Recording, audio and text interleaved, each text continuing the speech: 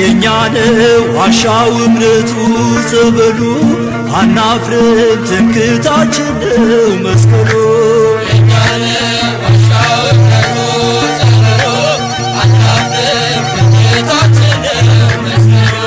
የኛ ነው የኛ ነው የኛ የሶስት ሺህ ዓመት ታሪክ ያላት ታቦተ ጽዮን ያለችበት የጸሎት ስፍራ የኪዳን አገር ኢትዮጵያ ናቴ አገር እግዚአብሔር የኛ ነው ዋሻው እምነቱ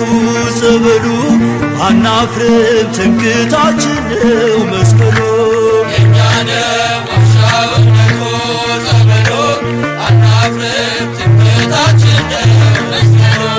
የኛ ነው የኛ